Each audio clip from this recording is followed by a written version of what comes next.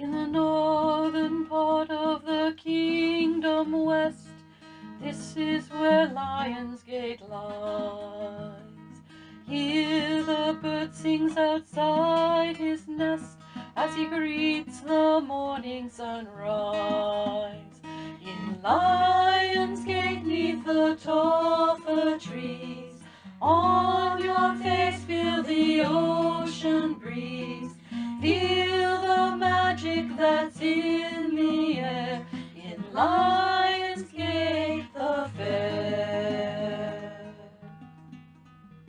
To Lionsgate my thoughts return, I stop and I dream for a while of tourneys bold and fests nocturne, and ladies whose smiles beguile. In Lionsgate, 'neath the tall fir trees, on your face feel the ocean breeze. Feel the magic that's in the air, in Lionsgate the fair. The forest, the trees, the folk friendly, there's naught that can compare to the enchanted land that I call my home. Call it Lionsgate the fair. To Lionsgate, 'neath the tall fir trees, on your face feel the ocean breeze. Feel the magic that's in the air, in Lionsgate the fair. And now, my friends, my journey begins back to my far northern home. I turn my steps to my origins, to Lionsgate I must roam. To Lionsgate, 'neath the tall fir trees, on your face feel the ocean breeze. Feel the magic that's in the air, in Lionsgate the fair. In Lionsgate, 'neath the tall fir trees, on your face feel the ocean breeze. Feel the magic that's in the air, in Lionsgate the fair. Good job again, Jure. Thank you. You're welcome. Recording has now started. Okay. Introductions may begin. Okay. So, Vilja, this face will be new to so many of you. I first met Her Excellency Vilja in December of 2010. Ulfr and I were reigning in Drachenwald at the time. Now, normally, when you visit a branch for an event as a royal, you might stay for the weekend. But we decided to break protocol slightly, and we came to stay in Gotland for a month. In our defense, it was a hot summer in South Africa, so a month in Sweden was sounding pretty good. Vilja was kind enough to let us stay with her for a few days while we sorted out a cabin. But Vilja did a whole lot more than that. She made us feel welcome and put a lot of effort into helping us feel at home. She helped organize a series of tours that different people in the barony took us on. We explored the medieval sewers of Visby, artifacts at the university. We spent many days driving around and investigating icy coastlines traversing the countryside. We saw Viking longhouses, churches, and the cathedral. We pet sheep, and we even managed to pay our respects at the grave of Ingmar Bergman. What can I say about Vilja? She's not just a kind person. She has an amazing ability to draw out people from their shells, by which I mean that not only is Vilja in the middle of whatever shenanigans is afoot, somehow you find yourself right in the middle alongside her, wondering what just happened. She inspires people to not just be less shy, but is just one of those rare people who brings a party with them wherever they go, because they carry so much joy and curiosity. I'm so proud to have her as a friend, even though I'm sad that we don't get managed to see each other very often. And I'm excited that she's agreed to talk with us today. Over to their excellencies. So greetings all. Welcome to this 7th Lion's Den. Can't believe it's been that many. As Her Grace has told us of her personal experiences with our presenter, I will give you a little bit of details that I was fed by Her Grace. Whilja de Gothia, did I get that right? You can, yeah, cool. She reigned as Princess of Nordmark, which is in Sweden, in 2007, before receiving her Order of the Panache, which is equivalent to Antier's Jean de Lion, in 2011 for excellence in costuming, which I understand is a passion of hers. She is particularly well known and celebrated for her research and documentation into Landsknecht and other late period German clothing. She earned her laurel in 2015 in the Kingdom of Kaid, where she relocated to after being kidnapped by an American at Penzig. This may have been a mutual kidnapping. She is a beloved character in both Drachenwald and Kaid. We here in the Barony of Lionsgate welcome her and give her the floor. Over to you, Your Excellency. Thank you very much. I'm very happy to be here, and I'm very excited to be invited here by Kiva. And you say so much nice things here. I'm a little bit flustered here. Anyway, so Kiva, she came over here and she contacted me a couple of weeks ago and said, "Hey, I want to hear more about Sweden.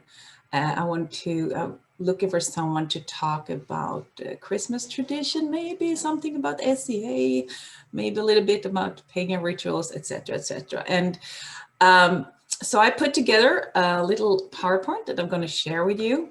And I admit I had to remove a lot of things because this would have been like a 4-hour thing otherwise. But Kiva was kind enough to also share some of her photos from her staying here in Sweden.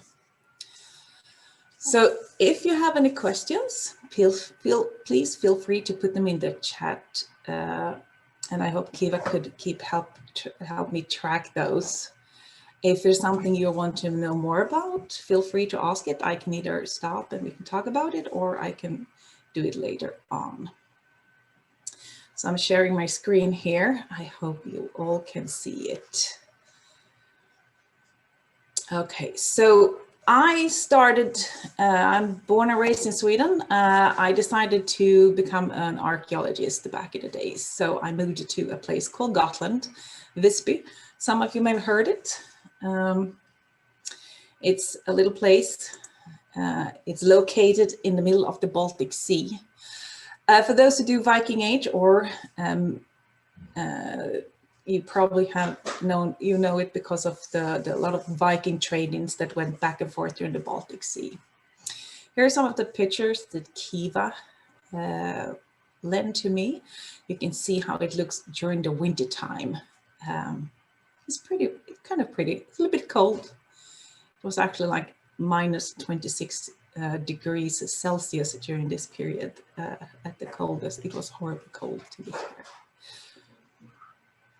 So Gotland is part of Sweden, and I don't know how much you know about the Nordic countries, but we all kind of cuddle up in the northern part of Europe.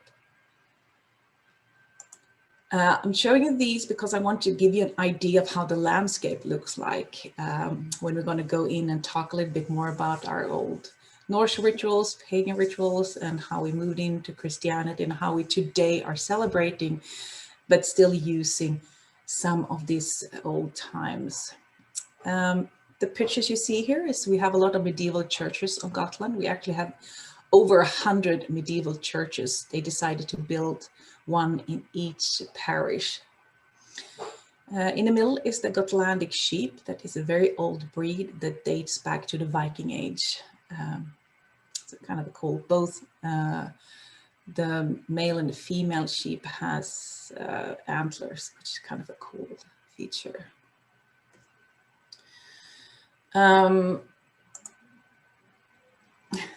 I had to add this, Kiva. This is amazing. One One of the reasons I put in these pictures is because this is actually Bronze Age, but I also seen these being known as Viking Age ship, which is incorrect. They're actually from the Bronze Age, but they're pretty cool and they can be found all over the landscape. For those who don't know about the Bronze Age, it's about 3,200 to 2,300 BC. So it's pretty far back compared to the Viking Age.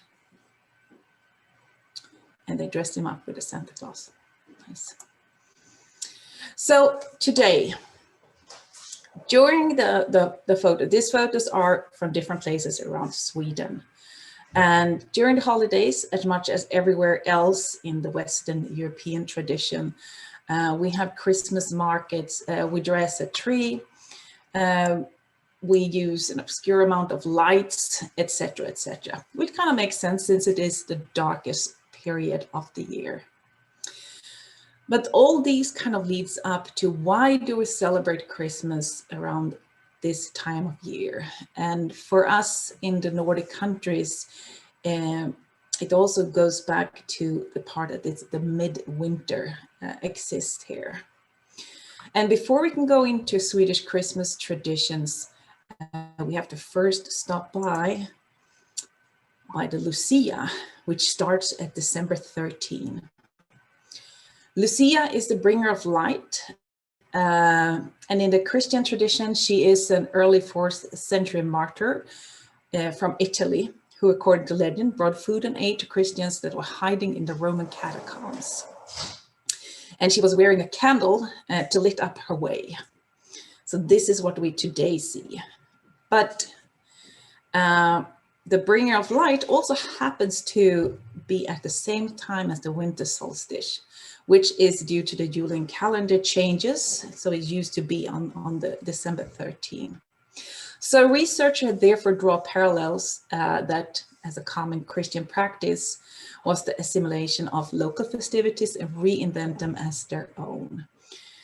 Because honestly, no one can really say, why would Sweden celebrate an Italian saint? It doesn't really make sense. If you look at the picture, you can see that they are all dressed in white, except for the red belt, which technically is supposed to symbolize the blood from Lucia's sacrifices. And you can see the Lucia is the only one that has a crown of light. So even to today, I think we are about 3 or 4 Nordic countries who still celebrates Lucia. And I just gonna show you a short little clip from how it looks for us today. Let's see if I can share this YouTube video so you can hear the sound.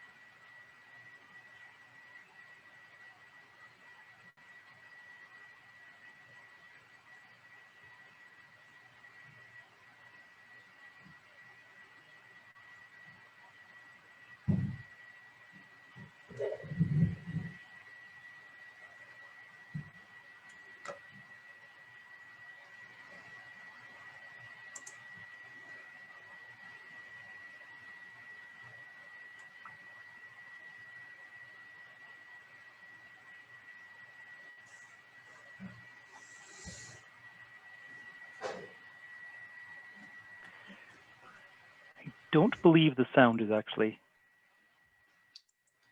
I was afraid of that, but you can at least see, you saw the video, I hope.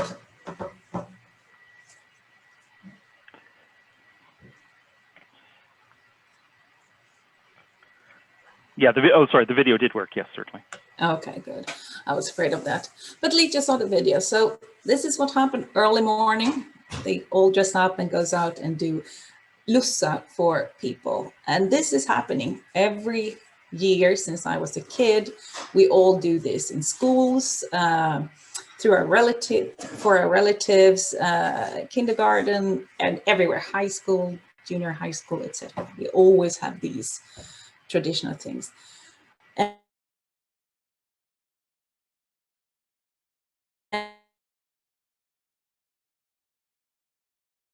And the songs are every light, to bring back light into the darkest of the year.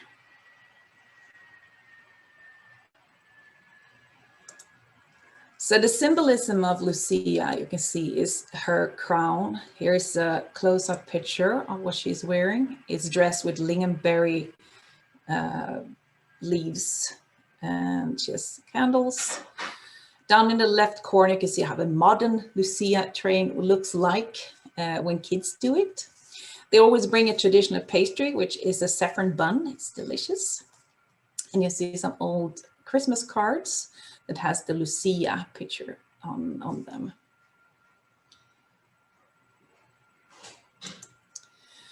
So that is what kind of starts the whole holidays. The light is brought back, because light is very important when you fight off the evil spirits that are residing in the darkness. And this, if you go back to the painting I showed you on the welcome slide, this painting is made by Carl Larsson, who is a very famous Swedish painter. This is considered to be one of his best work, and the title is Midvinterblot. Which is a ritual sacrifice that the Norse did, that we know of, that been told to us through all the old sagas. And here he has depicted them with all the details. Sorry, I see that I get questions here in the chat. I'm just trying to open this up. Okay. I see some got the sound and some didn't. Okay, so back to this Midvinterblot, the sacrifice of the midwinter. It's very prevalent. We all know this. In school, we learn about this. You know, the old Vikings, they kind of sacrificed horses and people and stuff. It's kind of natural. Now, this is 1915. This is in the beginning of the 1900s, when most of the countries in Europe was trying to find their roots. So this is like, if you look at this paint, it has some cool details. You see the priest standing in the middle here, holding Mjolnir, the hammer of Thor, the most mighty thing you can find, right? You have a naked guy standing there, obviously waiting to be sacrificed. If you go to the right corner, you can even see one of the horses there prepared to be also be sacrificed. There's some interesting anachronisms here. If you see these big horns, they do exist, these horns, but they are from Bronze Age, but they didn't add it. So this is the 1950s idea of how the Vikings, the Norse people, did their sacrifices. If you move into the more mundane part, food has always connected people. Food has always been important in any traditions. And here's a picture of a very traditional Swedish Christmas feast. We call it Julebord, and it's very important, and we start eating this somewhere in the beginning of December. The food you can see here is pretty much what we serve on Christmas. We serve somewhere between 12 to 15 different dishes. And there's fish, meat, sausages, desserts, cheeses, egg, cookies, fruits, nuts, bread, etc., etc. Some of these we only eat during Christmas. And the central food we have is the Christmas ham. This is an interesting thing, because I didn't realize that, I know from the American tradition that ham is often served during Christmas, but for a Swede, you can't have Christmas without the Christmas ham. We also have meatballs here, in case you're wondering. Of course, we have Swedish meatballs on our Christmas table. And why the ham? So for us, pig is it's a Christmas icon.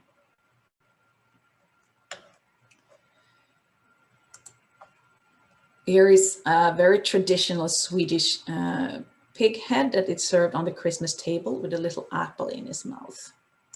You can find the pig being depicted on a lot of old Christmas cards, etc. Here you see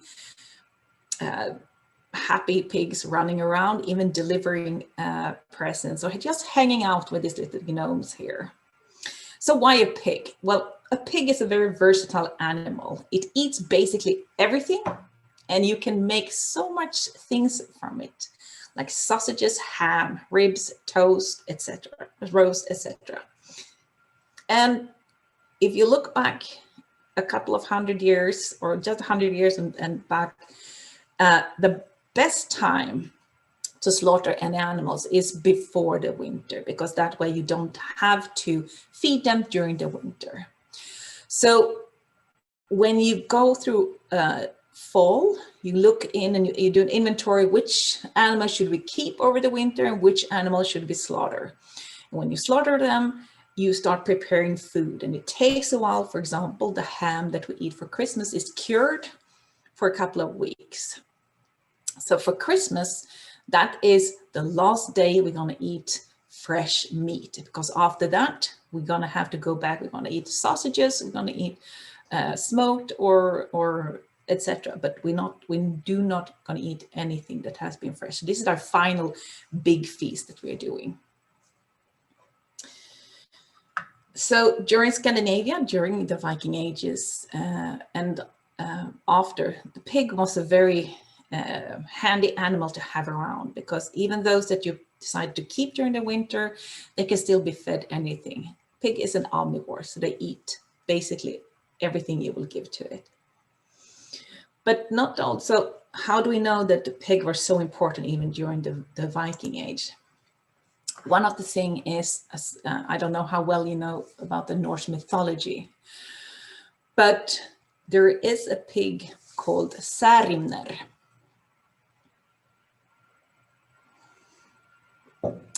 And as it says here, food is not a problem, because there will never be so many people in Valhalla that the meat of Särimner cannot sufficiently feed us all. And that Särimner is cooked every day by the cook Anderimnir in the pot Eldrimnir, and is again whole every evening. This is from Snorre Sturlason, Eddan, 13th century. Valhalla is the place where all the fallen warriors ended up in. And every night they serve a huge feast, but everyone could eat because they had this big pig that they will serve. So they slaughtered him every night, and every morning he's resurrected. So this saga tells us that no matter how poor you are, you will always have food if you have a pig in your house. So the pig was incredibly important. If you go back to the Christmas table, julbordet, we have other things. Oh, sorry, I'm just going to show you first. So we have the ham. We have a pate here, very common. Here we have others. I tried to look up what the English word are for these different dishes. I could not find it, so I apologize. But all these are different type of pork products, sausages, more sausages, different type of sausages, etc. Here we have more other type of sausages, different type of sausages. So when it comes to meat, it's very important.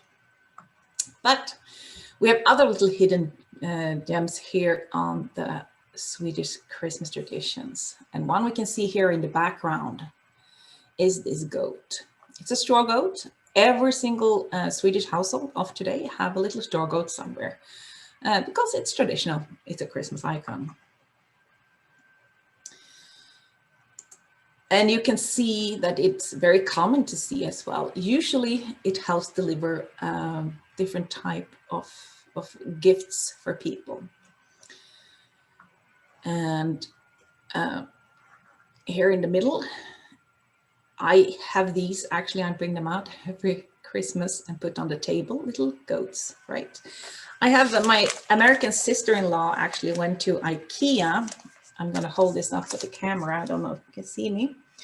and IKEA here in the United States of America. And she brought back a little gift that she wrapped in some Swedish gift wrapping paper. Even they have goats on them.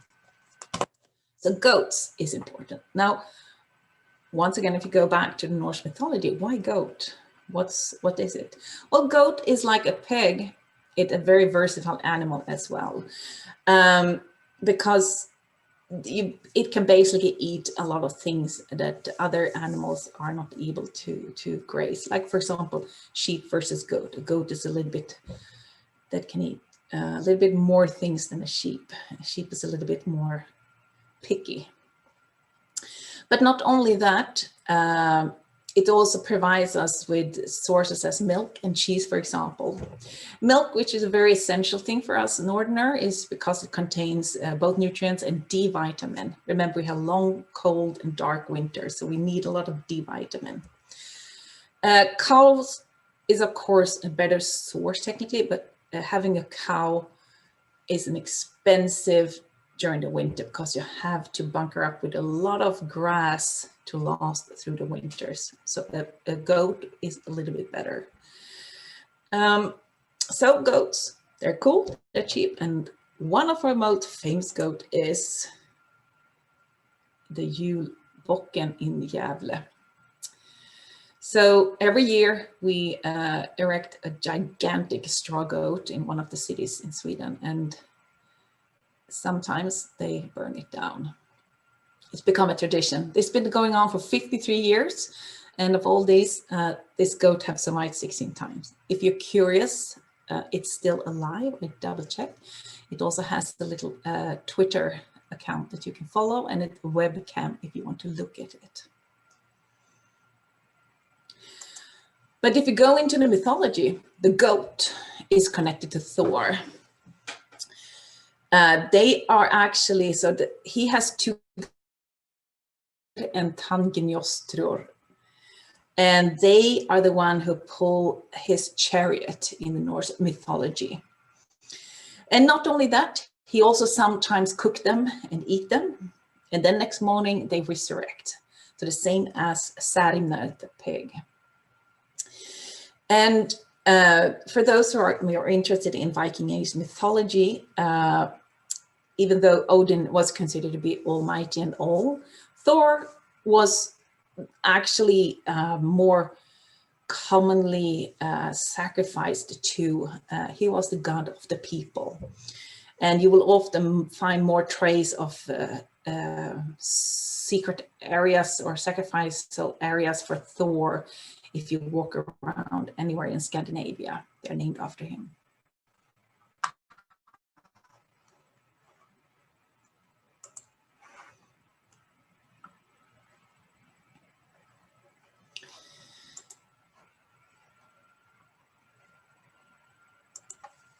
The goat also has an interesting relationship with our with us here in the Nordic countries, is because it comes in the shape of a Christmas goat as well. So, and this tradition where a Christmas goat will come and leave the gifts on Christmas, it dates back all the way to the 18th centuries. And even though my mother, she grew up with a Santa Claus, but she still, when she was young, they actually talked about the Christmas goat. She's born 1950.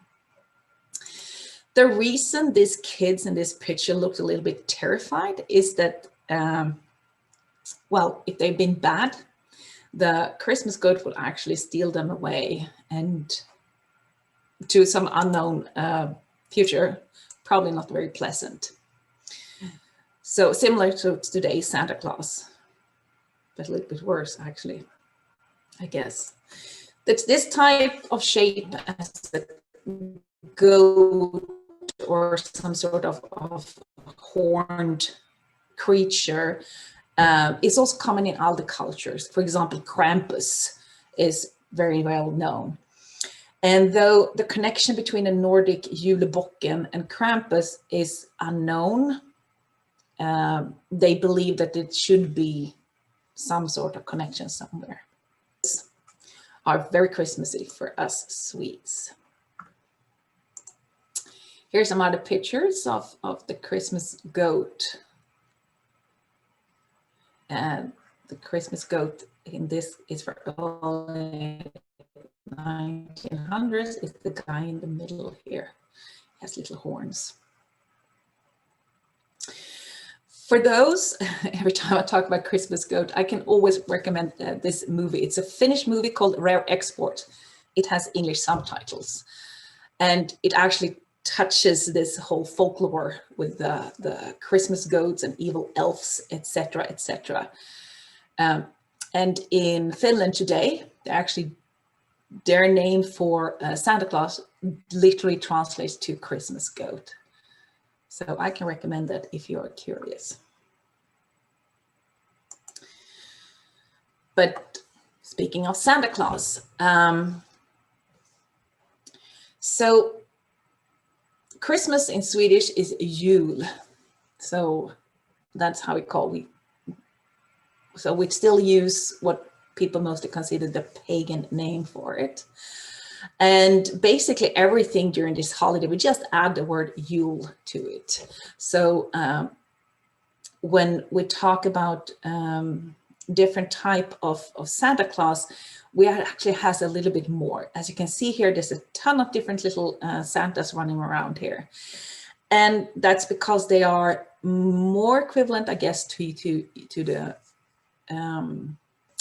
gnomes or elves, in that way that they are there to help out on the farm. They will help set up the table, they will help decorate, they will help feed your animals, etc., etc.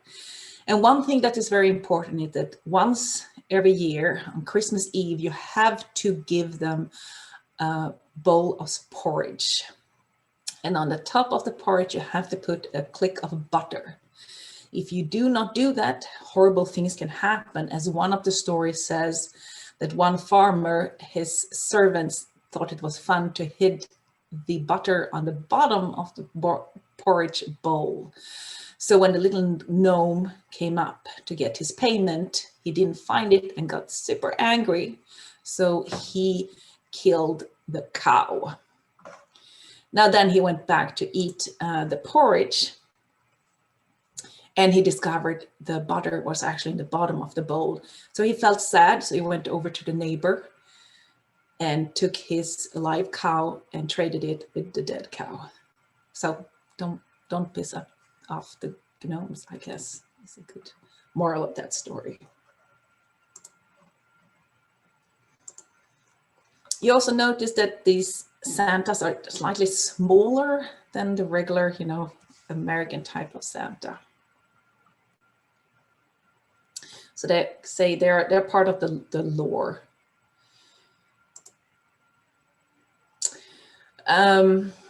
Santa Claus, it comes from a saint, Saint Nicholas.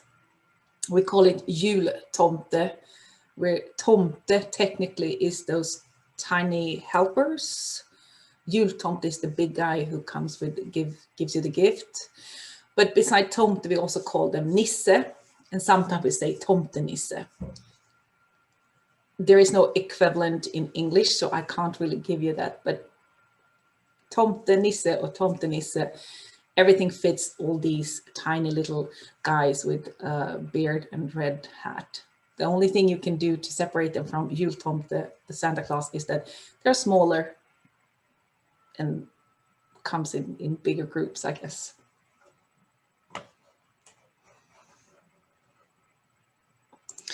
So here is a modern Christmas card. And now when we look at this, since I told you a little bit here, you can kind of figure out what this is. You can recognize the icons of a Swedish Christmas, of a Swedish modern Christmas. Here in the left corner, you have Lucia and the people that follow her. You have some more of those in the other corner here. Of course, we have a Christmas tree. You can see here is the goat dragging this snow cart with the gifts on. Down here in the right corner, they're eating porridge, the payment, remember, right? And you can see all these little gnomes running around. And then you see a bigger guy here who is the Santa Claus, of course. Now, this is also Swedish or Nordic countries. So, of course, there's some trolls here because they are creatures that runs around. We don't really separate them, but they're not particularly Christmas, but they do exist and they are kind of cute, aren't they? So that's pretty much about Christmas versus the modern Christmas traditions and how we still use some of our pagan history and Norse history still of today. I'm just going to go back and show you some pictures of how it looks in Gotland during the winter time. These are pictures from the medieval Yule that they arrange every year. Now, Visby is an old city from the Middle Ages that was pretty poor for a long time. So all of this are still here today, thank God. So today it's a cultural heritage.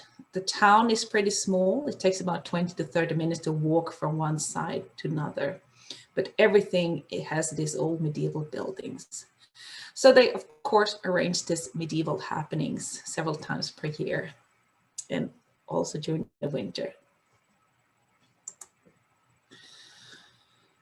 The fire shows, of course, because it's beautiful. It's cold, so you have to wear several layers of clothing. Wool is very important. So these are a little bit of how it looks like during this time of the season. And here is the Barony of Styringheim, the local SCA chapter, when they are doing their court in one of the ruins. Inside the city, there is like, let's see if it is, around 10 to 15 church ruins that are free to use. So the Barony of Styringheim like to, use them for this type of stuff. So that is all that I have. If those of you are interested in visit SCA in Sweden or going to Gotland, I can recommend that they have every year, the Barony of Styringheim has a Yule celebration called Lucia in December, of course. The town of Visby or the island of Gotland also have an annual celebration with medieval Yule. But the thing that most people have heard about is, of course, the medieval week, which is, it's not arranged by the SCA, but SCA has a big medieval camp that you're allowed to participate, or if you are an SCA, part of the SCA. And that medieval festival is during August, week of 32. So that's all I have. I'm very happy that you all guys have been listening here. I see that I have a couple of things here. Yeah, don't make no angry. That's cool. So anyway, I'm gonna stop sharing here. Here we go. So thank you so much for letting me talk to you about Sweden. Vilja, that was amazing. Thank you so much for sharing that. I've always been wondering about the goat. Why is the goat on the table? I never understood. One question I had is, isn't the Barony quite active with the museum? And I've heard that sometimes the museum allows the Barony to hold events in the talking stone area in the museum. Is that true? Yes. We have several members who are working at the museum, yeah.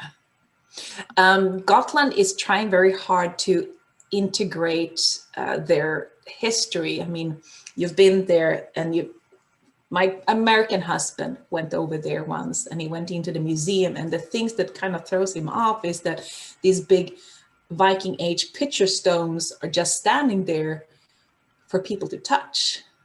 Right. Which kind of blowed his mind. And I'm like, but they are stone, what are you going to do, So, yeah, so it's true. We do sometimes use those as the background for courts, etc. That sounds amazing. Okay. My American husband again. He's like, why did you move over? I moved over to Los Angeles. He's like, why did you do this? This is so weird. So another thing is I used to run a little restaurant over there. It's a medieval themed restaurant in a medieval courtyard. It's an old bishop place, so there's a lot of old stuff hanging around there. And my husband was helping us putting stuff into one of our storage area, and he went over there and he's like, the door keep closed, and I'm like, oh yeah, there's a stone right there that you can help hold, a little stone that you can hold up the door so you can walk in and out. And he's like, the one with carvings on? And I was like, oh, cool, it looks medieval. It probably is. He's like, Right. I'm like, yeah, we've been all talking to the museum. I'm like, hey, can you come and pick up your stone? They're just laying all over this place and we don't really know what to do with it. He's like, and you use this as a doorstop. And I'm like, yeah, we do. Guess we shouldn't. So it's weird. It's a weird place to live in. I remember one time that the Baron was telling me that there was a farmer who was dying, and he told his children to go check in the freezer. I don't know if you might have told me this story. So he was dying on his deathbed, and he said, go check the freezer. This is in Gotland. And so they went and checked the freezer, and in the freezer was a massive one of those, but it was really huge, like the size of an egg, one of those rock crystals that he had found in his while he was plowing his field. This beautiful, huge rock crystal. And then he just shoved it into his freezer because he didn't want to hand it over. And then his children ended up giving it to the museum. Oh, I didn't heard of it, but yeah, there's a couple of that stories. Yeah, It was amazing. There was one story about how they found this huge gold torques, the Viking Age stuff. Yeah, one of those they found because there was an archaeologist walking around on the country, and he's like, those decorations you have on your gate leading into your, and they look ancient. And he's like, yeah, one grandfather dug those up. It's funny because they never really lose the luster. Yeah, gold rarely does that. No, yeah. So they took them into the museum and be like, yeah. So Yeah, gold doesn't tarnish like that. Yeah. So they were very pretty, bright, yeah. So, I mean, my grandfather didn't move to Canada until he was 16 from Norway. So what you've been talking about is a lot of it similar in Norway, or do you know? I think it is, but I can't say for sure. I know there's a couple of pagan traditions they don't celebrate that we celebrate, and vice versa. And I kind of thought we all celebrate Western culture Christmas everywhere in the world that celebrate Western culture Christmas. So when I moved here to the US and realizing that some of these Christmas icons or symbols didn't exist, my whole world is like, I'm not sure anymore. Yeah. So. I mean, he was from the north of near Bodø, which Norway is very north and south. They don't really talk a lot, and I was like, well, it's Norway. It's not that big. Well, I guess it is, and you got mountains in the way and stuff like that, and it's like Alberta and Calgary, or Alberta and Vancouver here. So, so yeah, I really liked what you were saying, and I wish I could. And unfortunately, he's passed away, but it would been nice to ask him what his traditions that he remembers and if they jived or not. Right. Yeah, I agree. It would be because I had to relearn my own history here. I'm like, ooh, yeah, okay, pig. Are you just supposed to eat pig here? So, well, anyway, I hope that you all, learned something new or found something more interesting. And so as we usually do here, this now is a social after, and people can, we would love it if they have questions for you to just ask instead of typing in chat. And also you can talk amongst yourselves too, but please. I had another question for you, Vilja. I know that Midsummer celebration is very big in Sweden. Does that also have ancient roots as well? And it probably has, I would say, because actually midsummer in Sweden we don't have any Christian input there at all. There's nothing. We raise this big maypole and we dress it with leaves, etc. But there's no religious songs connected, etc. It's more a lot of games and playing, etc. So I don't know where it comes from or when it is, but midsummer. Mm-hmm. But I mean, to be fair, it also has a little bit of a adult theme overall, generally with midsummer. So Okay, right.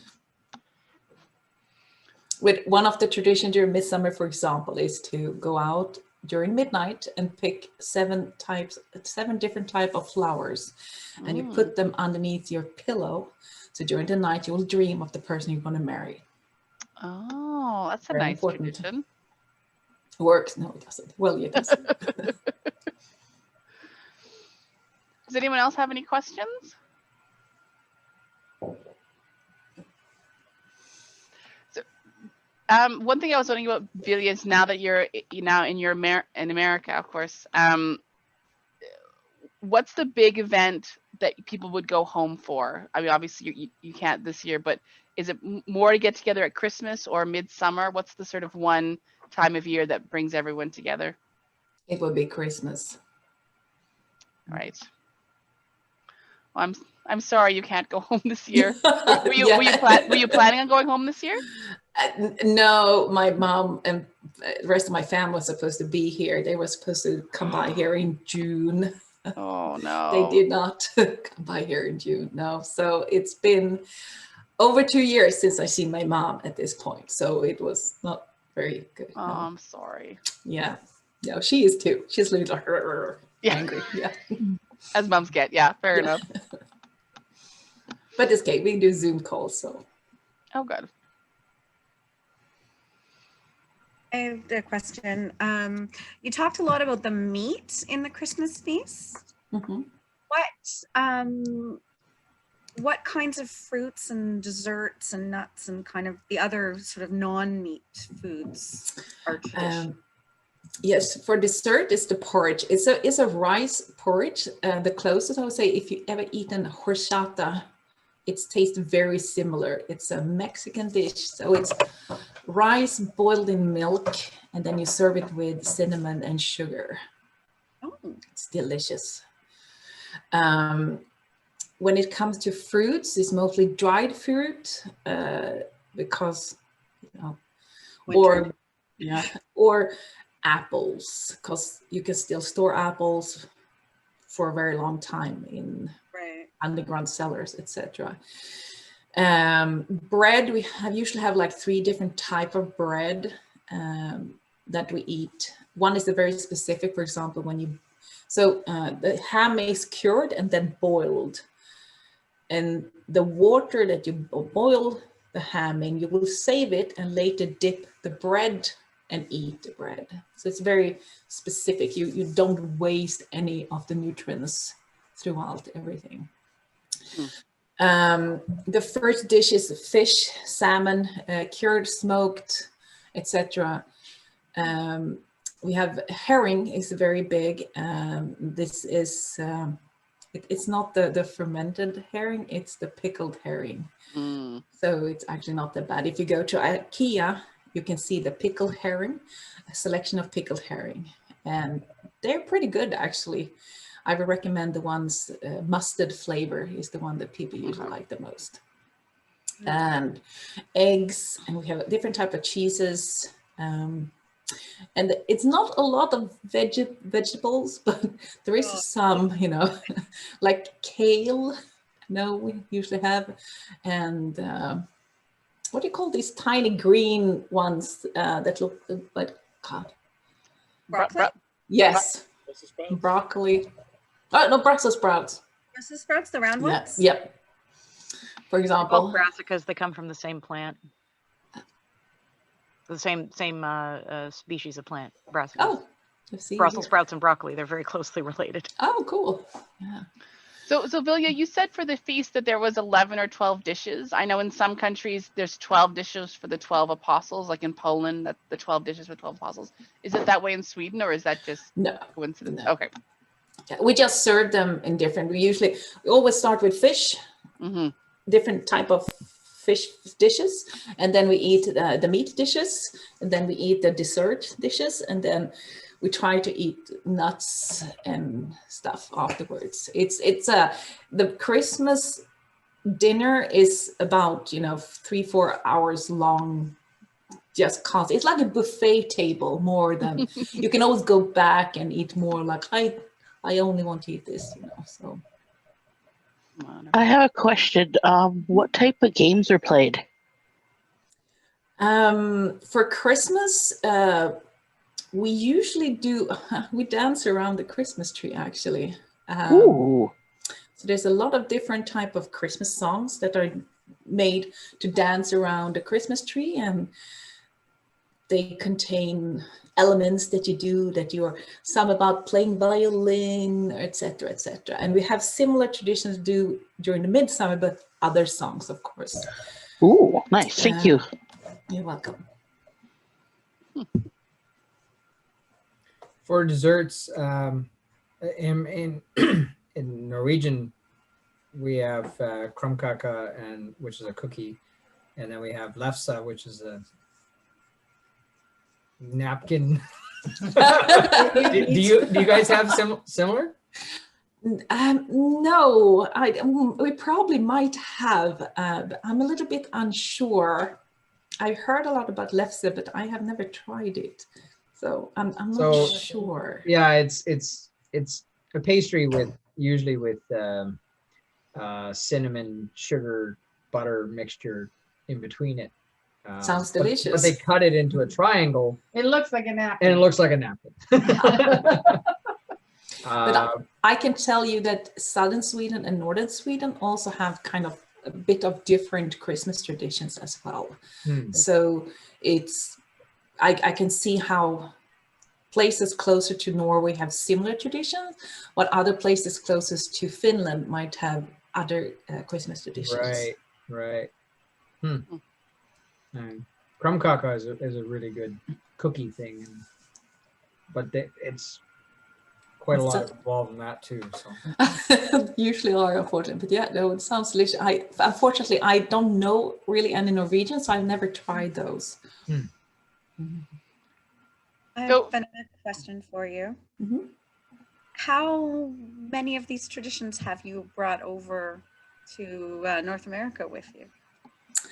Well, mostly the food part. I did bring a Christmas goat. I brought my grandmother's old Christmas goat over here.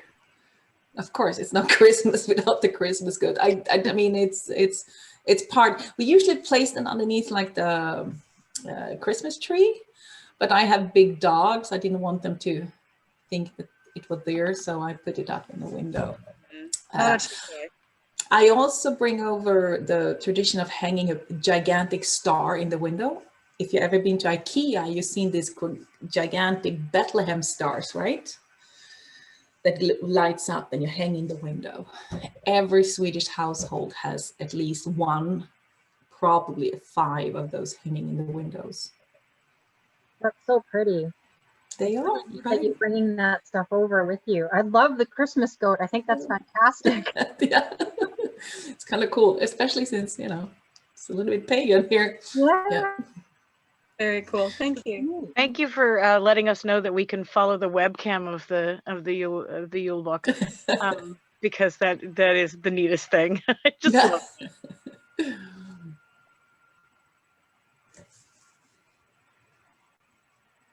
it. You made a slight reference to the differences between North American Christmas traditions and those you grew up with. Of what I see, I mean, what we see in our culture, we see a lot of the pressure to consume, to buy more things. It's all about buying and giving gifts. And there isn't really a unified symbolism, because if you go away from the religious aspect, there's just random consumerism, and it's whatever will sell is what we see a lot of. Mhm. It seems to me like it's more, the emphasis is more on the family and on the traditions around, even not knowing the religious roots of it. It seems like the traditions are stronger because there's less in the way of consuming. Well, you have a kind of a point, and I think it all comes down to what type of culture. Sweden is very secular, non-religious. We have very few. Christmas for us is very little about Christianity. We celebrate. My husband liked to say, my American husband liked to say that Swedes are more about the how rather than the why. So we kind of just repeat things because this is how we always done it, and everybody does the same way, and this is how we do it. But why? I don't know. You're supposed to have it there, right? You know, every time you say my American husband, I think you've got one in every country. You need a Canadian husband or wife. I'm just emphasizing because he kind of calls me out on a lot of things that I think is perfectly normal, and he's like, no, not like what? No. So I think for us, Christmas is where you go back to, you don't buy food and bring to the table. You cook the food. You have to cook it from of all time of the year. This is where you cook it from scratch. Otherwise, it's not considered okay, you know. Now, if you're a college student, you will go out and buy pre stuff and then you just fake it. Yes, that's fine, you know. But a true traditional Christmas celebration. So we still have the consumer, you know, problematic that everybody has back and forth. We have a lot of American tradition sneaking in. So, for example, our Santa Claus is supposed to be all red, you know, the Coca-Cola Santa Claus, etc. But I can tell you that Coca-Cola has one huge problem in Sweden, and that during Christmas, their Coca-Cola sale goes down because we have a specific soda that we only drink for Christmas that every Swede go out and buy instead of soda. And Coca-Cola has been fighting, Coca-Cola and Pepsi has been fighting this for years, trying to break into that market. Yeah, and we're like, no. Good for you. Yeah. So if you ever go to IKEA and you find something called Christmas soda or Easter soda, they're supposed to be two different. They taste the same. But if you find that, buy it and drink it. It's the same color as a Coke, but it tastes different. Oh, interesting. Thank you. I will do that. I'm a bit of a foodie, so I'm into that. Okay. Thank you. Yeah. So of all the traditional and all the traditions, what do you miss the most besides your family this time of year being here, do you feel? The Christmas buffet table. Yeah. So throughout December, you can go to a restaurant and they will put up this big buffet table of Christmas food, and you just buy a ticket and then you can eat. Like, wow. So it's very common for companies to buy this for their employees, for example, etc. Now, of course, in the pandemic situation we are in, it sounds like a horrible idea. So it doesn't happen, of course, this year. But yeah, I do miss that. Fair enough. That sounds really delicious. And the picture looked really delicious.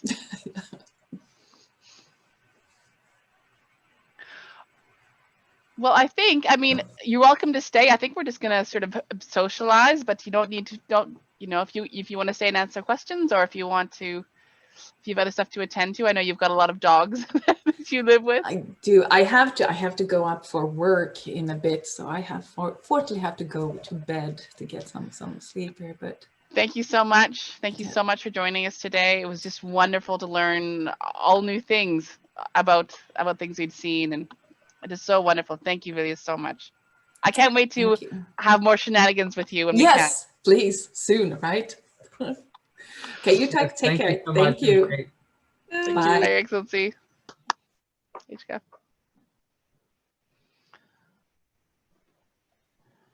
I just feel really hungry now. Right? I'm like, let's have some of that. My Six- chicken and six rice soup seems rather lacking. I know. I guess I should buy porridge. How many different kinds of sausage were there? There was at least 6. like 6. Yeah. Yeah.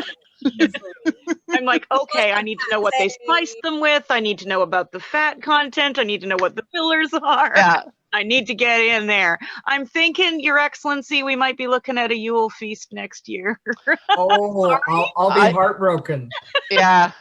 Bring on the Christmas goat. It might. I think My waistline will not be happy with you, though. But I think we need to do it not just as a Yule, but like the St. Lucia, like kind of go to the whole town on the whole thing. I think that'd be great. I've done the Lucia buns, the cinnamon or the saffron buns before. They are delicious. She's not wrong about that. Maybe we should just do like a Scandinavian Yule. A Scandinavian Yule, yeah, an actual Yule with the Yule buck. I think that's a great idea. Not in place of baronial banquet, but in addition to baronial banquet. What say you, Roisha? You up for it? Let's just do all the things. Is that it? That's the meeting we're talking about here. Sorry, but yeah. We're all just want more. We want any event right now. So. Oh yeah, we're all hungry for lots of things. But hungry for food, definitely. Wait. I just have to look something up quickly. When did they have the princess cakes in Sweden? Is that a spring or summer thing? I don't know. That would be a spring thing. Because those are yum. Okay, guys, the word for the Christmas buffet is smorgasbord.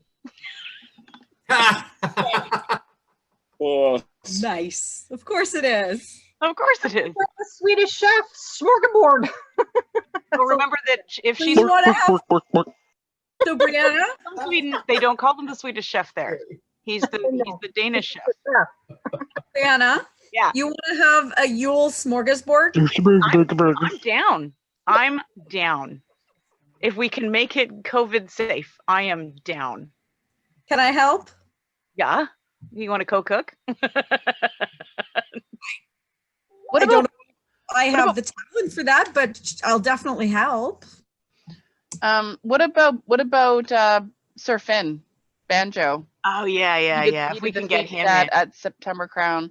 Yeah, it was great. Yeah, he does a fabulous job.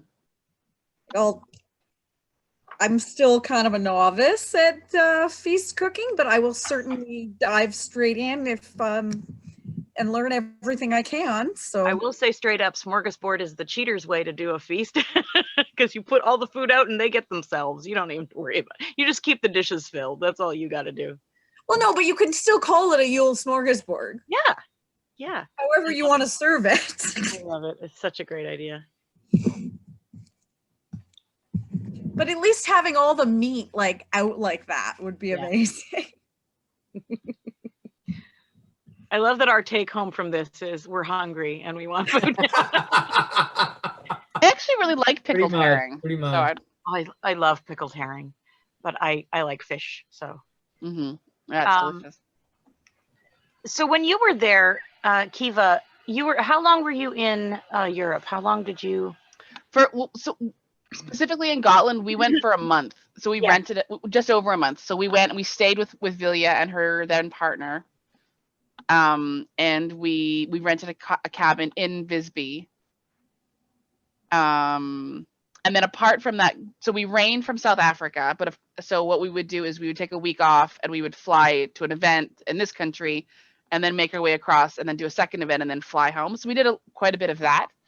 But the longest, most meaningful, Gotland just blows your mind. Like there's no place like it. And so that was certainly the most memorable leg. It's the weirdest, most medieval, because it seems like traditions on islands last longer. So it's just got a lot of quirky. I'm sure we could do a whole talk on Gotland. It's just such an incredible place. And it's so wrapped up in the SCA because we talked about this before, the head osteologist. So the head guy that gets called out if they ever find, an ancient grave or whatever, is a music laurel. And so for the museum, and then the person who does all the purchasing for the gift shop is a pelican. So it's all kind of wrapped up together. Yeah, it's a pretty cool place, and I would love to go back because they also do like we were there in winter, so we were there over Christmas, but they do like that medieval Visby week where you can go, and it's really funny because it's such an ancient place. There was some slight. The farmers were upset about it, so they came out a couple years ago and were like protesting from something that had happened like 400 years ago that like this one dude hadn't apologized for yet. Oh, wow. Yeah, and so they were there like with Pickards about like something that happened. I don't think he didn't stop his carriage in time or whatever he did, and they were like still mad about it, 15, 20 generations later. So yeah, it's a really special place. And I'd love to go back, but it's That's kind of hard to wonderful. get to. Well, yeah. But some Toby and Anita, whose SCA names are their two laurels here in Lantier, Colfina and Torfin. They do the bronze hammer. He does all the gosh, I'm losing my brain. They were just in Gotland right before the pandemic. So I was hoping they would be able to make it here to chat about it too, and I think Inga's gone, I want to say, to Gotland. There's another island I really want to go, which is where my persona is from, which is, we call it Birka, but in Sweden they call it Birka, which is a Viking age. Yeah, Birka, right? It's just off so the island's just off the coast of Stockholm, so you have to take a little ferry, but it's like a true settlement is still there, this little town. But you can only get there in summer because the ferry only runs in summertime. Neat. One day. One day. There always needs to be more places to explore, right? Yeah. Sorry, you can only get there in the summertime. So if you live there, you just live there. No one lives there. Sorry, it's a really small island, and it was a really big trading center in the Viking age, and then it was abandoned in like the 9th. Gotcha. No, the beginning of the 10th century was abandoned, and sort of no one's ever gone back. So it's still just really there, and yeah, so it's a really cool place. But we were there in winter, and so there was no getting to it. I was like, oh, it's frozen. We can just walk across, but that didn't get any traction on that one. One day. Skate across. Skate across. Yeah, I don't really skate. Maybe not. My shame as a Canadian, I don't skate. I never really learned a whole lot about skating. I mean, I can skate, but that's only because I'm a good skier. Oh yeah, yeah. I'm sure that's what I was thinking, because so Alf's from Saskatoon, so hockey is really important. So our son, who's 6, plays hockey like 3 times a week. I saw Angus' picture. Yeah.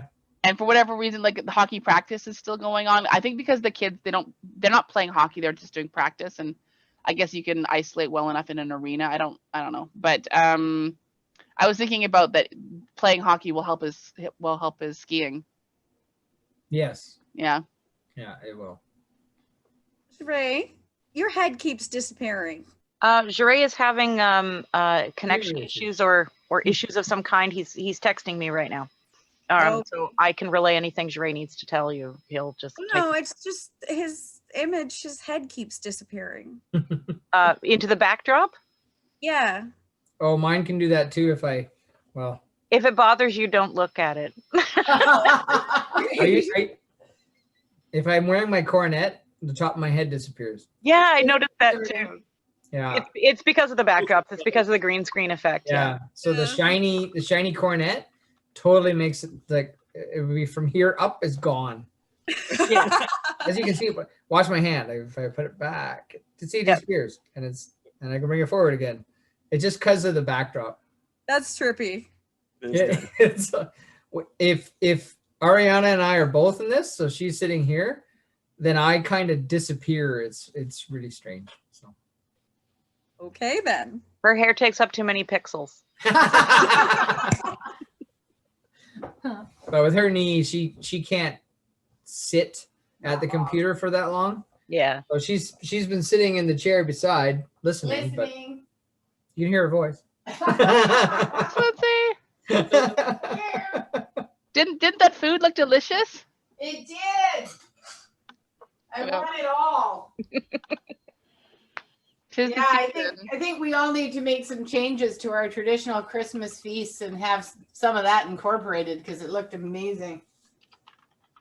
Well, I don't do turkey for Christmas. I always do a ham, but I roast it. I don't boil it because Canadian ham is much better roasted.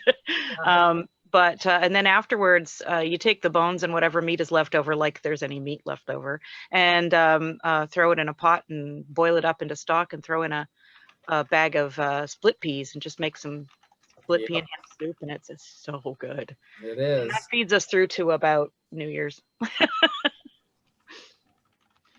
We're a little gassy though. The place is a little pungent, I will warn you. So Brianna, what's your family culture background? I'm asking. My father is French Canadian, going all the way back to the 1600s. Okay. And my mom is half English Scottish, and the other half we don't know because her father was a mystery. Because my grandmother was a Bohemian woman of some description, and of the non-geographical definition of Bohemian. So she roamed about Europe and married men and slept with men and had many children. So we don't know. We have no idea. My sister's had her DNAs done. We've got some Irish in there. We've got English, Scottish, and nothing from the continent, which is interesting. So, yeah. Our family traditions are, we're very poor. So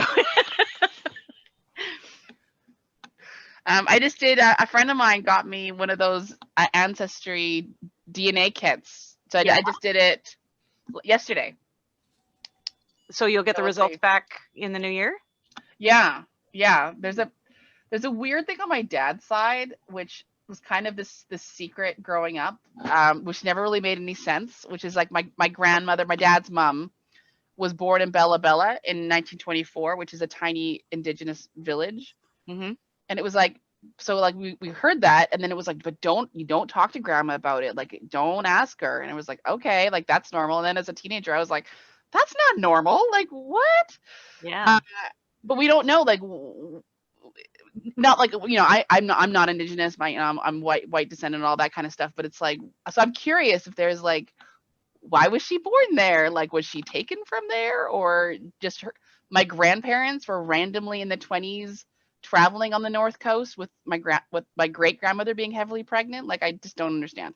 So I'm curious. Yeah, let's find out, like, what's up I there. love that kind of a family mystery. That's so neat. When my sister did her ancestry, or she did her son's ancestry tests, and an unknown cousin popped up. Really? Yeah. Born the same year as me, to my mom's younger brother. Oh wow. And the mom, Sandy's mom Sandra's mom had kept it secret from, like, had never let him know. He had no idea. And so it wasn't until it popped up on Sandy's DNA that she went, who is this person and why are we this closely related? So she contacted them, and she turns out to live in Maple Ridge, 3 blocks away from where I grew up. And she's the same age as me. She's got 2 daughters. She's an absolute delight. We've met her now. And she said, I grew up always wanting a big family and lots of cousins. And Sandy's like, well, boom, here's 19 of them, you know? Wow. Yeah. Our super secret cousin Sandra. So it's pretty neat. Yeah. It's really amazing what you can find on those DNA things. So that would be really neat to find out. They are interesting. And I know of a guy, he's passed away now, but he was a hockey player, semi-professional. So he traveled a lot. And his brother decided, oh, well, I'm going to get a DNA test. And then these people started popping up the next generation down. He was just like, oh, well, you're not close enough to be my kid, but you're probably my brother's. Interesting. So that's, I mean, my brother and I have talked about it, and we're like, yeah, I don't think we want to get him. Fair enough. Fair enough. Just sleeping dogs. Yeah, and then like, it was funny, like I mentioned to I mentioned Alpha, hey, I'm gonna do this thing, and he was like, but what if someone in your family's wanted for murder? And I'm like, well, that's okay. I'm like, I'm okay to, like, if it solves a murder in somebody in my family, like I think that's a good thing. Well, it gets a little weirder if things go weird, like in my own particular family. I got a Facebook message from murderer. No, not weird. No murder, Not murderer weird, but I got a Facebook message from a lady who says, "Oh, well, I think I'm your cousin." Oh. And she did a DNA test, and my aunt popped up as her really close relative. And we think my grandmother had a baby in between her two husbands and gave it up for adoption and told nobody. Wow. Yeah. And Wow. so she lives in California. Her dad unfortunately passed away in a car accident on the island. And he has 3 children from 2 different wives. And so one still lives on the island, one lives in Edmonton, and one lives in California. And then there's 3 cousins, secret cousins. Yeah. Fascinating. So and nobody knew. Like, this would have been my dad's brother. And You never he know when didn't you're going know. to turn up. so he Wow. would have been around 9, we think, when the child was born. So Amazing. and I'm like, Dad, would you have really noticed if your mom was changing that much when you were 9? He went, oh yeah, probably not. Crazy. Maybe. So the DNA stuff can have some interesting surprises.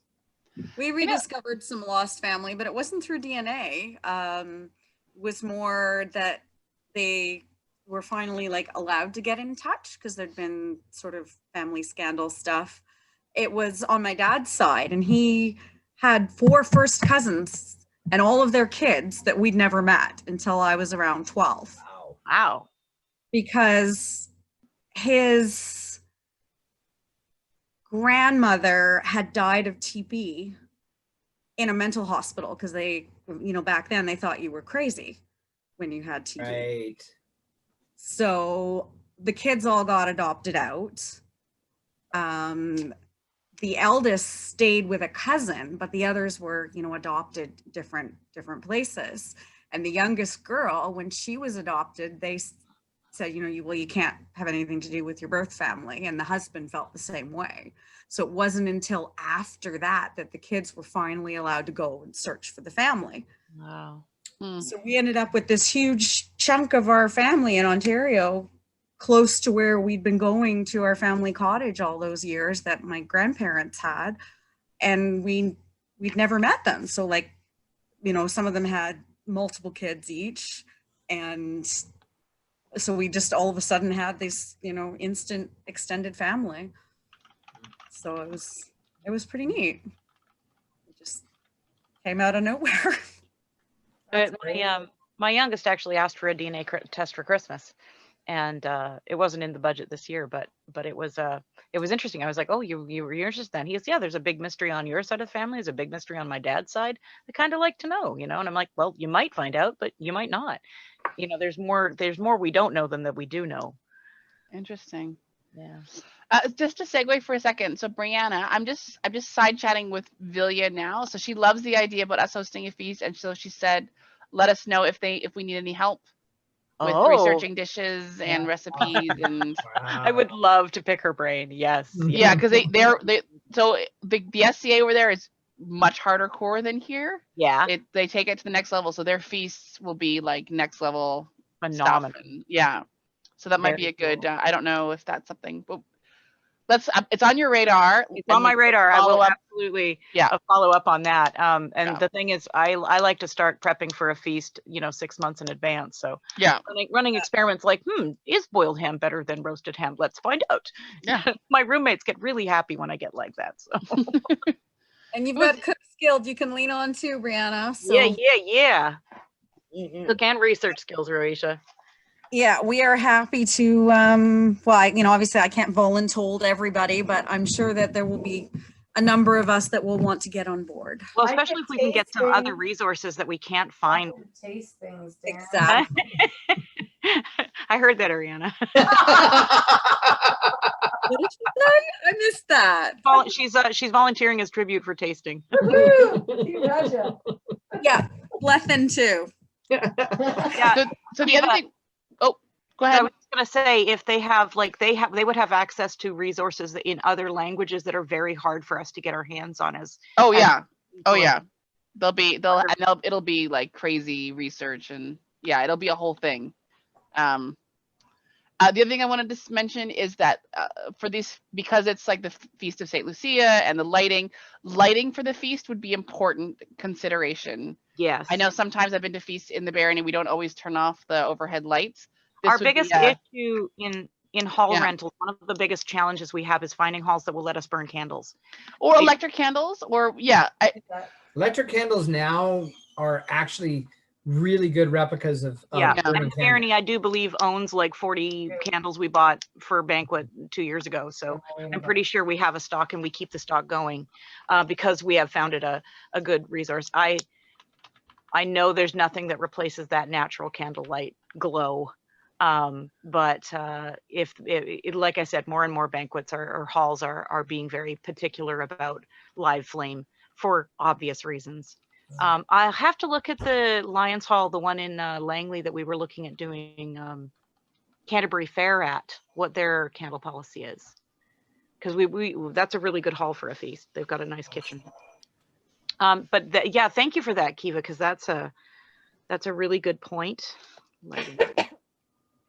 And it could be we could you could do something like what they do at the the perfectly period feast, where people buy their feast gear, but instead of that, they could be, we all go in for $5 on electric candles, and then we all have like the same electric candles that you can take home and use them. Yeah, like there's a way I'm sure you could do it, or you could roll it into the cost of the feast, that people could have that for future feasts or something. That's a really good idea. I just meant we should honor the concept of light is really important to this specific feast, so it'd be good to honor that anyway. Yeah, if that makes sense. I know in Western European traditions, the keeping of the Yule log burning all night is because the light fades out of the world. It's the longest night of the year, and you want to keep the light going. So many in Ireland, they have a tradition of keeping a lantern going in the window all night. Oh wow! Until the dawn, and then they snuff the candle, and they do it in a very ceremonial kind of way. Whereas and I know in medieval German tradition, it was they would light the Yule log from the ashes of the old Yule log, and then they'd burn that huge log all night, again keeping the light alive. Basically, it was like the job of the fire tenders over the night. Wow. Sit vigil all night, longest night of the year. That sounds great. Sounds tiring and cold, but some traditions are. This is sounding suspiciously like a plan. I have too many ideas. It's bad. Got nothing else to do though. Until May. At least. Yes, lots of time. Oh, Kiva, basically if they bought, like if we bulk bought the candles, we could make it their site token. We could make it their memorabilia from the yeah, I love it. I love it. That's a great idea. Yeah. That would be really cool. That's perfect. Oh my god. A lot better site token than a sausage. I feel like that's a comment that could steer this conversation in a completely new direction. We are live on YouTube, guys. Yeah. Oh yeah, and it's recording. Moving on from sausages back to light. Yeah. You know what you could do? I mean, this is kind of spitballing, but if you had like little paint sets, people could paint their devices on their candle. I love that. In between courses. Sure. Oh, that's awesome. I was thinking of painting them with a little Yule goat, but that's a really yeah, Yule goats. Yeah. You can put that on one side and a shield blank on the other, and they can paint their own arms on their candle. If this thing comes to fruition and we have a feast and we do the candles and we paint the goats on them, you have to take a huge selfie for Whilja and be like, yes, your talk. Remember the talk, and she'll be so excited at this sea of Yule candles. Yule goat candles. Oh gosh, I've got so many good ideas. Oh no. Good. I'm making notes. I'm writing rapidly. Good. I love it. These talks are bearing fruit. Oh, they've been bearing fruit all along. This was such a work of genius, Kiva. Thank Dried you fruit. so much for bringing. No. I can't take credit. We completely 100% stole the idea from Terra Primaria, and they were just happened to be cool with it. So these are the geniuses. We're just like, well, your idea is great. We're just gonna do this. We're just gonna do the exact same thing. Christoph is pretty cool. I like him. Yeah, I do too. And he still checks in every once in a while. And not only were they completely cool with the idea of us doing it, they shared their entire speaker list with dates so that we could approach the same people for talks. Like amazing. That is so wonderful. I know, super supportive. Yeah, like we're all in this together. It's just good feels all around for sure. Mm-hmm. Yeah, I was glad I went down for their step up. That was pretty cool. Oh, nice. Yeah. Aw. We were just brand spanking new back then. Oh, wow.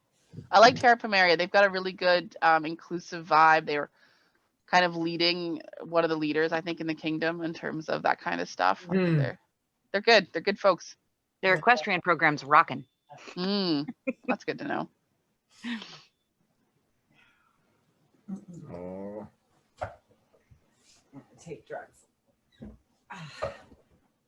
Her knee is bugging her. Oh no. You sad me. I wish you had a goat to ride. Me too. No kidding. I could do yoga. Goat yoga is the best. Goat yoga. Pretty soon you'll want a pig too. Oh no. Oh no. Okay, time for me to go. Now you're getting boring. Oh.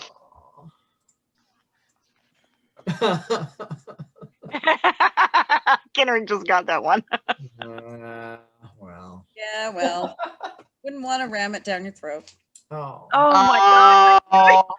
Amazing. This is gold. No, don't encourage them. Kiva, Rowesha, and Blethen are problematic.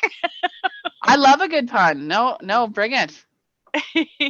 But Blethen, have you been woed yet? No, neither of us have. Officially. We Not officially. Aaron did whack us with a chicken, but it was kind of unofficial. If he whacked you with a chicken and he was the pontiff, it's not unofficial. No, he just said we were kind of twitted. Oh, you've been twitted. Okay, you haven't been woed yet. No, Right. we were, Good to we know. were twitted, but we were told that twitting isn't a thing. It is a thing. Yeah. I mean, it was a thing. I don't know. Maybe it isn't a thing anymore. It's not officially a thing. It's kind of an unofficial thing. It never was an official thing. Well, Kiva, okay. was Less woking an official thing at any point? No. I don't think so. I don't think it was. It's not the world I inhabit, I'm afraid. There were chickens involved. What? There were chickens involved. There were. Chicken True. involved. Yeah. Okay. Not as official as the McBeans. Woohoo! Friend and enter. Come on, Brianna. You've known that I'm a twit for a long time. I wasn't going to say it. Oh, Jure says that it was written into kingdom law for a very short bit. It's like the pernicious lily. Yeah, there you go. The pernicious This lily? what? The pernicious lily was a non-award recognition given to, oh, there's Jure, given to the person who did the most elaborate death in a crown tournament battle. So a really good, wow, that was a great death scene. Thank you for that. Entertainment was given the pernicious lily. But there was an issue between awards and recognitions. The crown is the only one that can give awards. And so calling something an award is problematic. There has to be another way to refer to it. So it had been written into kingdom law and then it was removed because nope, that makes it an award. So, or something to that effect. Jure can correct me if I'm wrong because I often am. And he's good at that. A war of awards. Exactly. But that's kind of sort of it. So is your microphone still not working, my love? No, okay. He's also muted. Yeah, you can't unmute, I believe. Yeah, that's the problem. He said a king So, got a wait. Are you saying we could say whatever we want about Jure and just has to take it? Well, what will happen is he will type me a message and I will say it live on YouTube. Okay. Okay. So Okay, he's going to duly get noted. you in trouble then. Yes. Yeah, he's figured out how to get me in trouble. Good job, honey. This is the opposite of my usual prerogative, which is how to entertain at court. Repeat what somebody funnier than you says louder. So they get blamed if it's not funny, and you get blamed if it is funny. It's great. You're right, sweetie. I didn't need any help to get into trouble. I'm good at it myself. Yes, you can shenaniganate all by yourself. It is a good Irish word, you know. Shenanigan? Mhm. Indeed. I remember growing up, my grandmother had a pool. She lived in an apartment here in Vancouver, and there was like a list of things that you weren't allowed to do, obviously.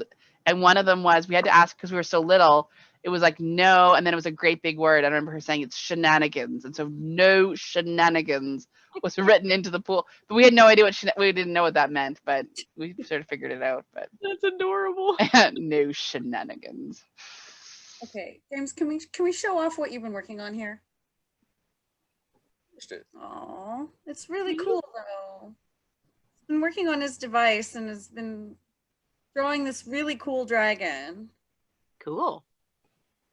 But oh well, you'll see it eventually. Okay. Painted on a shield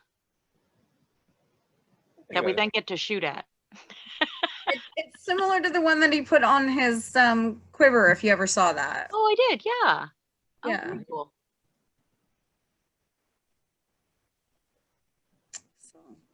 Hey, Kinrick, how did you find, or Your Excellencies, how did you find the 1-2 introduction?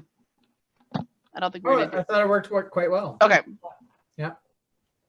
I don't see it coming up that often, but I thought I would ask. I liked it too. I liked how you gave the modern introduction and Kinrick gave the medieval one. So we got to see both sides there. That was neat. Oh god, she's a lot of fun at events, she's quite tiny, and yet somehow if there's like mischief, but like well-intentioned or harmless mischief, she's always right in the middle, causing trouble. And good person. That's wonderful. I love Yeah, it. she's sweet. Jure looked up the actual Irish word from which shenanigan comes. Oh? And it's shenanighin, which means I play the fox. What does the fox say? Oh my gosh. You walked right into that one. Your response was great, Kiva. Thank you for that. Sorry, the fox is among the hens now. And the hogs, apparently? And the hogs, yes. Well, I wouldn't want to hog all the attention. Mm. Here we go again. Sorry, I can't help it. Good. I'm a bad influence. What did you want to ask about lutefisk, sweetheart? Because she did specifically say they did the pickled herring instead of the fermented herring. That's lutefisk. Lutefisk, no. No, Yeah. lutefisk. No, no, no. Okay, so she answered the question. You just weren't listening.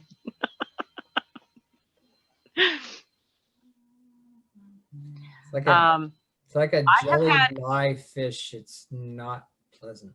So what's interesting is that what banquet was it? It was like an Eisenmark feast, and what is her name? Thora brought a dish of lutefisk as a potluck contribution to the Eisenmark banquet. It was delicious. It was so good. And I was like, how? And she's like, no, you have to catch it exactly right on the timing of the fermentation. If you eat it too late, it's awful. If you eat it too soon, it's awful. But there's a perfect period for like 3 days where it's perfect. And I was like, oh, okay, well, it's perfect. It's delicious. No one else would touch it. Oh, it's yummy. I don't know. So Brianna, and Dre, one thing that you guys could help with for next week, I've been having trouble getting more details on the on-tier player. I believe you both played with the on-tier players, for the intro, I've been trying to get it from Kendra, but she's been pretty busy and she hasn't been able to get back to me. So like sort of the back history of the players, if you guys have any of that or know where I can get some of that, that would be great. Yeah, I'm pretty sure we can pull that together for you. Jure is nodding very positively. So okay, good. Yeah, so we'll get that to you before, like the day before. At least, yeah. Earlier, if we can. And then you've got some time to read it over and see what the scoop is. Yeah, because we should cover the on-tier players. We should cover the author because he's also done other works. And then obviously touch on Dickens. Pardon me? He's apparently going to be in attendance. Really? Mm-hmm. That's what Jure told me yesterday. What? Mm-hmm. Who was that? Sorry. Well, we had to get his permission to broadcast it to YouTube. So yeah, the authors. He did express interest in attending. Oh so my goodness! Wouldn't that be great? And then at the end, we could all go author, and he could stand up and take a bow. Oh my goodness. Okay, well that's great. I didn't know that. So yeah, let's have a bit about. So I'll have a bit about him. So if you guys can take on the on-tier players group, that would be great. Just getting some information. Yeah, background, a little bit of history, who founded it, that kind of thing. Yeah, it doesn't. I mean, yeah, even just in note form. Mm-hmm. Just I can. I think we're gonna take off, and we'll let you guys finish your planning. Or shenaniganations. Good to see you. It was great to see you guys again. Thanks again. Good night. Merry Christmas. Good to Yule. Glad Yule. Dogs. Well, miss you guys. Take care. You take care. All right. Good night. Good night. See you next week. I'm gonna take off as well because I've got to help with bedtime. I can tell it's not going super well. Good luck with that. The kids are transitioning from like a regular school into the holidays, and so it's going to be a couple of days of. You can't really take them places and chuck them into like a ball pit or whatever like you would normally do. It's just nuts. Yeah. Well, thank you for that wonderful introduction to your friend. She was delightful. She was so entertaining. Oh, I'm glad. Yeah, I'm a huge fan of hers. Yeah, thank you. So Jure, if I take off, am I going to interrupt anything? No, I think it's fine. Okay. Bye, everyone, and I will see you next week for a very experience. Glad Yule.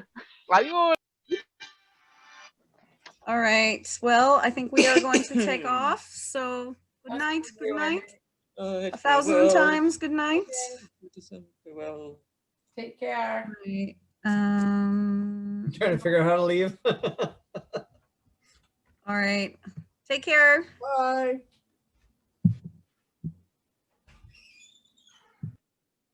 There they go.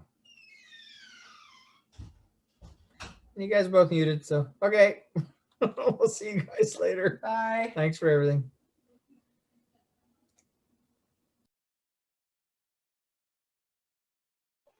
Is it just us now? Are we alone? I think everybody left. So I think we can stop the recording now if you haven't done so already. You can't tell. I see only the two of us in the group now, so. Good job, sweetie. I love you. Glad Yule. You can't turn it off. All you can do is end the Zoom. Okay, I love you. Bye.